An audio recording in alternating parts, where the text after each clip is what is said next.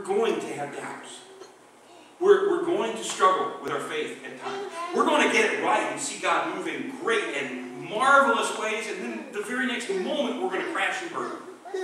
That's kind of the way human life works. But when that happens, don't make the mistake of withdrawing. That's oftentimes what people do. Something bad happens, and they stop showing up for church, and they don't want their friends to know about it, so they hold it. They don't let anybody know what's going on, and they cut themselves off from every means of support. Peter did it right. When at the moment he began to sink, he said, Lord, save me.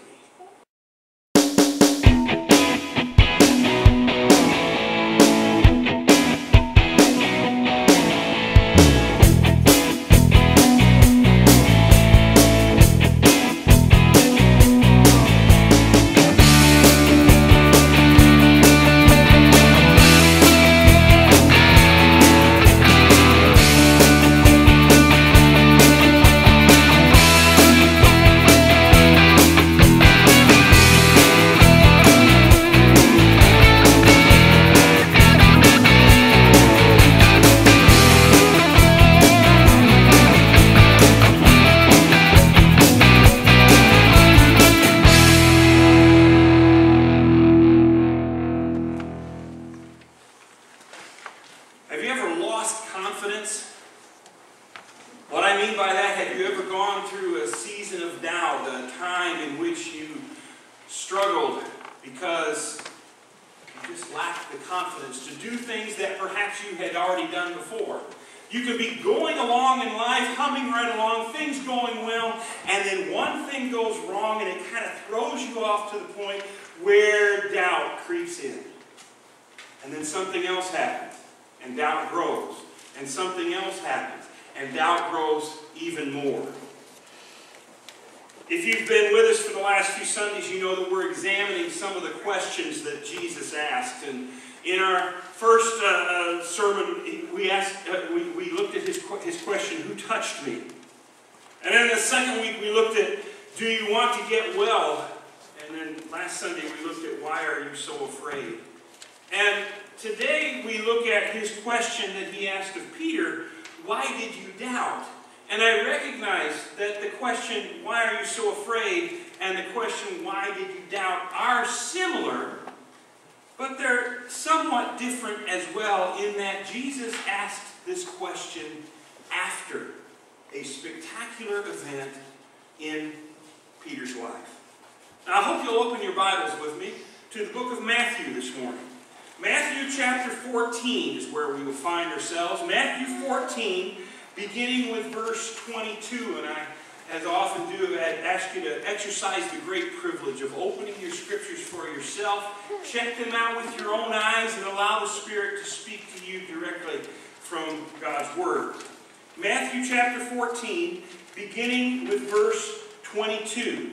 Immediately, Jesus made the disciples get into the boat and go on ahead of him to the other side, while he dismissed the crowd. After he had dismissed them, he went up on a mountainside by himself to pray. Later that night, he was there alone. And the boat was already a considerable distance from land, buffeted by the waves because the wind was against it. Shortly before dawn, Jesus went out to them, walking on the lake. When the disciples saw him walking on the lake, they were terrified. "It's a ghost," they said, and cried out in fear. But Jesus immediately said to them, "Take courage, it is I, don't be afraid." "Lord, if it's you," Peter replied, "tell me to come to you on the water." "Come," he said. Then Peter got down out of the boat, walked on the water, and came toward Jesus. But when he saw the wind, he was afraid. And beginning to sink, he cried out, "Lord, save me." Immediately Jesus reached out his hand and caught him. "You of little faith," he said, "why did you doubt?" Why did you doubt? Things were going along very well for Peter.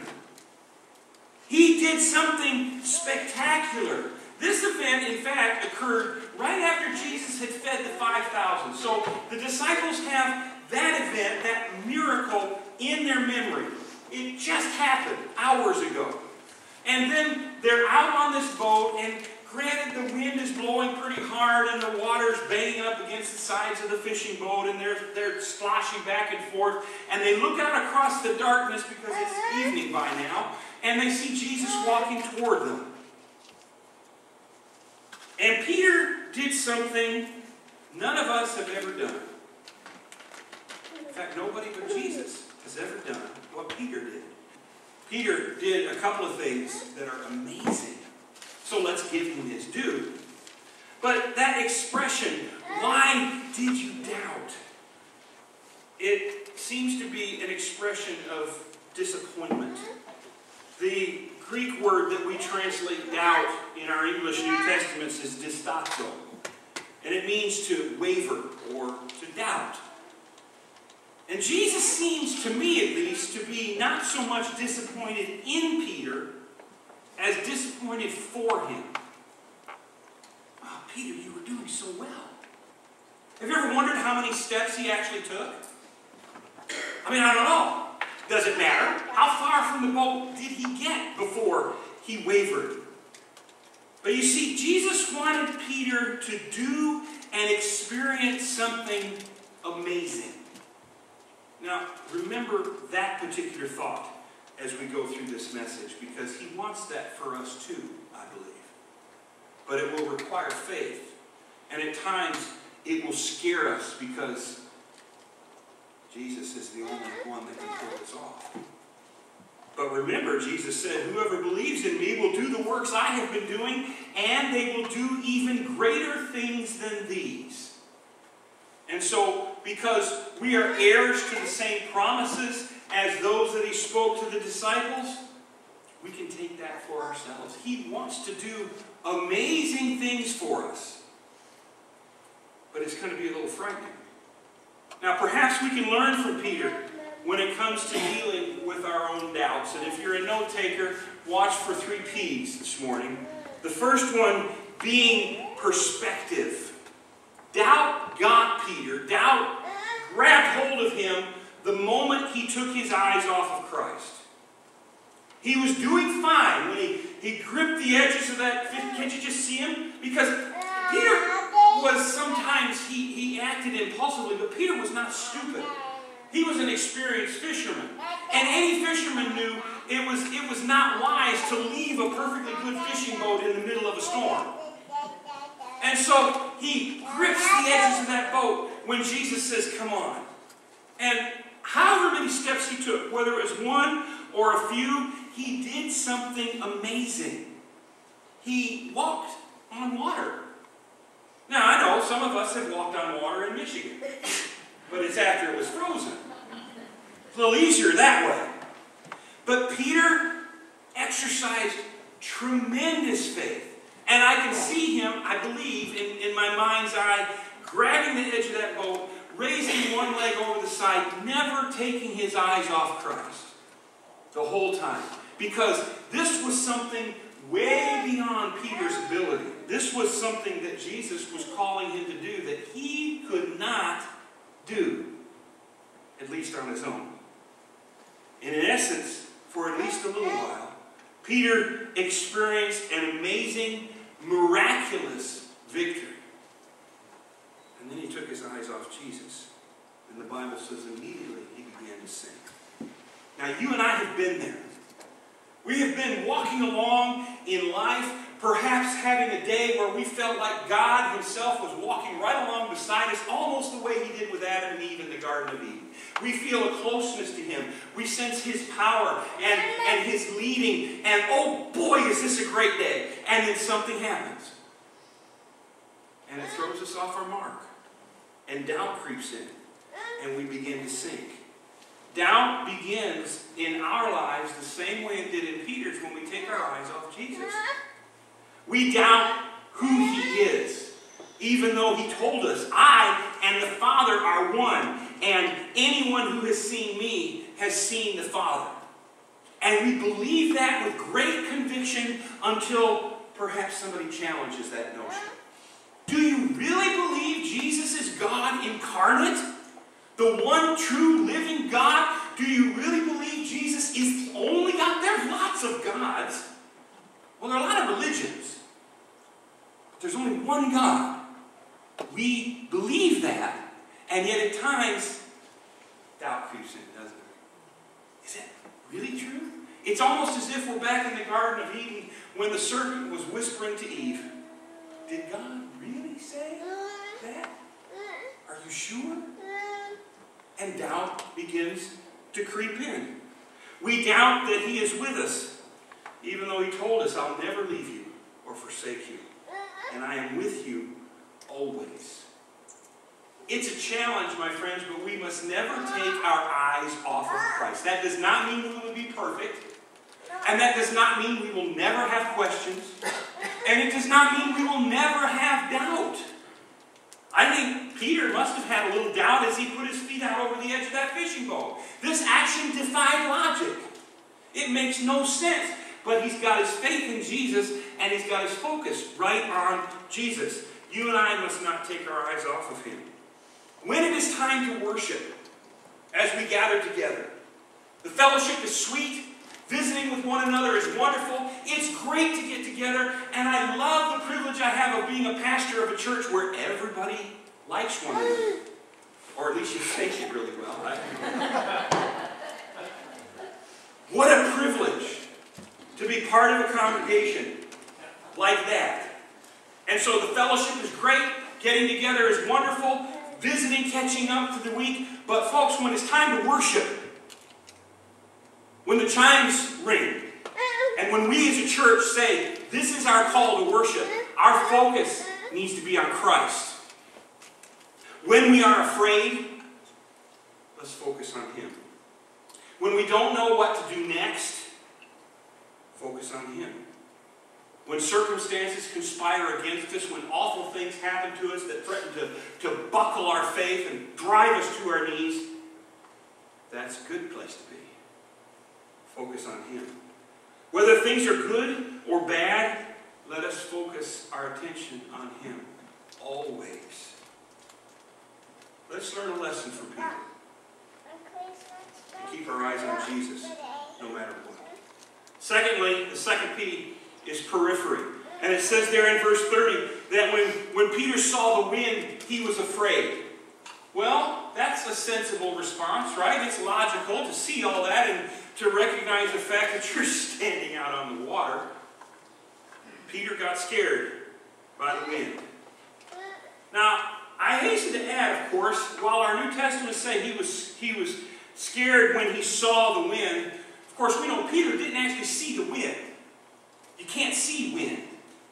You can see the stuff in the wind flying around. You can see the waves that are a result of the wind. You can see that boat thrashing back and forth. And all of that is terrifying. Peter felt the wind. He saw the waves. And he felt the darkness around him. And doubt crept in. Doubt takes root in our lives when our circumstances overwhelm us. This is a room of mostly grown-ups. And every one of us has had multiple situations in our lives where circumstances came in and just crushed us. You and I don't want to go through those things. We don't want to go through those life-altering, faith-testing situations. We don't like it when those circumstances occur. But the victory is seen in the fact that you're still here. Because God is faithful, you still have a pulse. You still have breath in your lungs. You still have life to live. And God is good. And He never left you for a moment.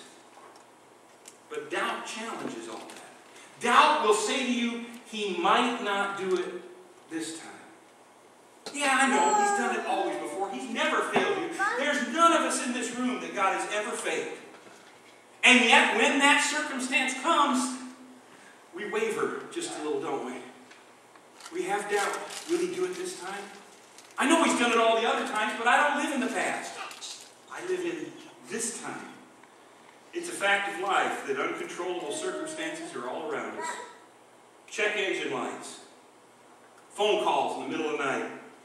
Pink slips. When the doctor says, we're going to wait for the results and they'll be here in 2 weeks. When your child is sick. When an unexpected bill shows up.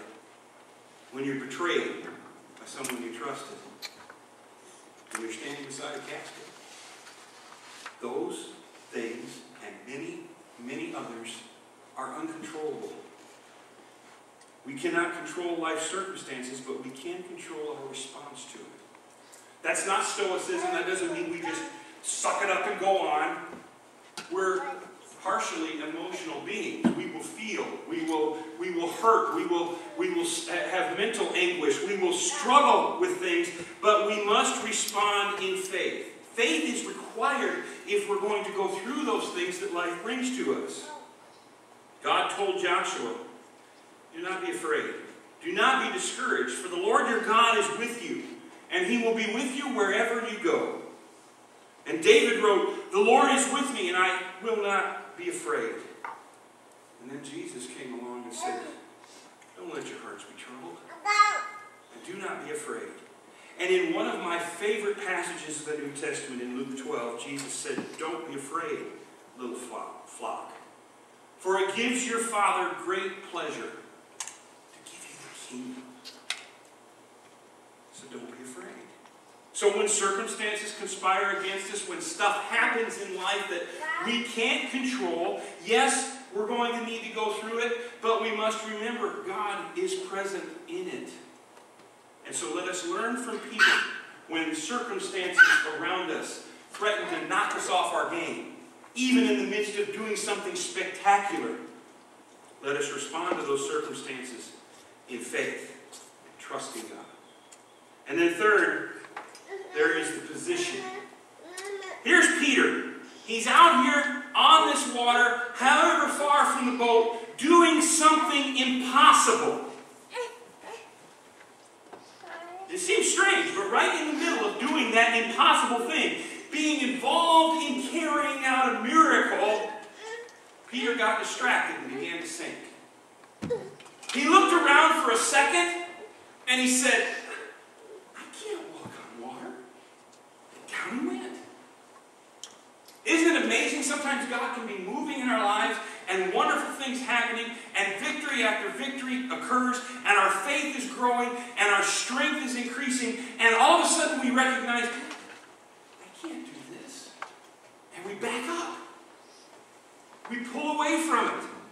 It can be absolutely terrifying when you realize God is doing something miraculous with you, something impossible.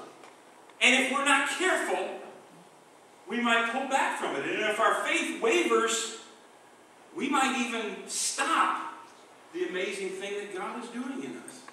It's happened. Upon the miraculous news that Sarah was going to have a child, Genesis 17 records Abraham fell face down and he laughed and said to himself, will a son be born to a man 100 years old? Will Sarah bear a child at the age of 90? Here's Abraham. He's one of the heroes of the faith, isn't he? Isn't he one of the ones that we think must be somewhat close to infallible, and he's got this great relationship with God, and God talks to him, and he talks back, and he does these amazing things, and he did do some amazing things. He stepped out in faith when God said, I want you to go to a place, and I'll show you when we get there. Well, that's faith. And Abraham did that. And yet when God said, I'm going to make you a great nation. And because making you a great nation requires that you have a child so that this nation can begin, and I'm going to do it now, Abraham not only doubted, he laughed right out loud at it. Skeptically asking, is there any way God is going to give a child to a man who's 100 years old with a wife who's 90? God can do that, can't he?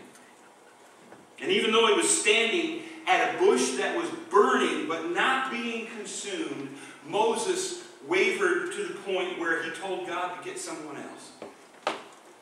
And all of Moses' questions and all of Moses' doubts were answered very patiently by God. You know, Moses would say, well, I don't talk well. And God said, I'll give you your brother Aaron. And Moses said, well, what do we call you? When they ask who sent me, what am I to do? You tell them, I am who sent you. And so he went through this whole series of questions. And each time God answered the question. But then he said, oh, Lord, get somebody else. response is telling. Exodus 4:1 says the Lord's anger burned against him. And basically, if I can paraphrase just a little bit, he said, hey, knock it off, straighten up, and do this. Kind of like a parent that, stop it! Doubt will cause us to just, even in the face of a miracle, kind of back away and say, I don't want to be part of that.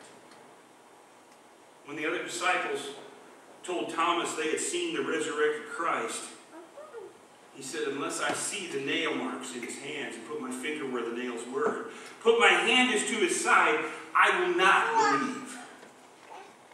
And of course, everybody knows now, because of that response, we call him Doubting Thomas, which I think is a little much. Because if you continue on with the narrative of Thomas's life, once he saw Jesus, he apparently never wavered again, even unto death, as he was among some of the early martyrs of the church. We're going to doubt. We're going to have questions. I understand that. But in the midst of those times when God is moving, we must recognize that he's moving. We must understand it's his power that is carrying out. And we must press forward because he's doing something amazing in us and for us. A little example that is close to home. I've had the privilege of being your pastor for almost 5 years now.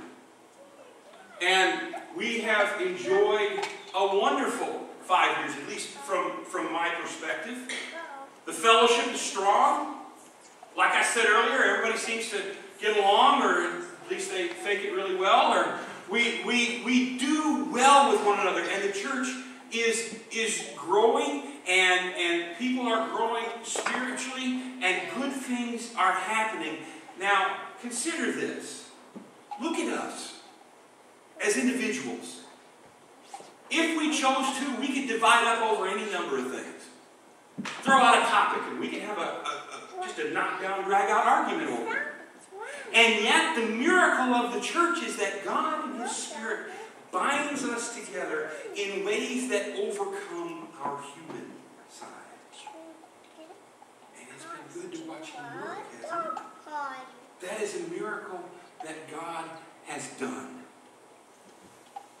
And it must be a miracle that we pay attention to and that we be good stewards of going forward as we're careful in our relationships with one another and as we enjoy the times being together and we cooperate with one another. And above all else, we recognize that this is all of God.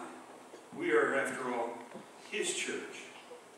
And if we doubt that God is at work among us, well, the next thing you know, we'll be going at each other. We'll find something to argue about, and we'll find an issue that we disagree on, and the next thing you know, we'll have factions and sides and all that unfortunate stuff that happens in churches from time to time. It's rooted in doubt. And we must be careful of it. So let us learn from Peter and recognize God's miraculous power in us and around us, and embrace it every time we see it. Recognizing the privilege of seeing a miracle, seeing him work. Now, Peter did two things right in this narrative. First of all, he got out of the boat. Would you have gotten out of the boat? I'm not sure I would have gotten out of the boat. Now, granted, Peter asked for this. Be careful what you ask for, my friends. Lord, if that's you, let me come out there with you. You got to admire Peter's spirit. And Jesus said, fine, come on. Now, at that moment, ask yourself, would I have done that? And the second thing that he did, when he began to sink, yeah, he wavered. Let's not be too hard on him for that. But he wavered. And as soon as he began to sink, he cried out, Lord, save me! See, that's the mistake a lot of people make. Because as soon as he said that in verse 30, in verse 31 it says, immediately Jesus reached out his hand and caught him. That's where we need to pay the most attention. We're going to have doubts. going to struggle with our faith at times. We're going to get it right and see God move in great and marvelous ways, and then the very next moment we're going to crash and burn. That's kind of the way human life works. But when that happens, don't make the mistake of withdrawing. That's oftentimes what people do. Something bad happens, and they stop showing up for church. And they don't want their friends to know about it. So they hold it. They don't let anybody know what's going on. And they cut themselves off from every means of support. Peter did it right. When the moment he began to sink, he said, Lord, save me. And as he has promised he would, Jesus immediately reached out and caught him. And the text continues. He took him back to the boat. And he did not ask the question, why did you doubt, until Peter was safely back in the boat.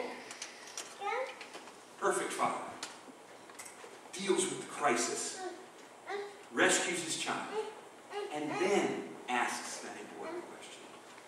Why did you doubt? Jesus is faithful. In the midst of all of it,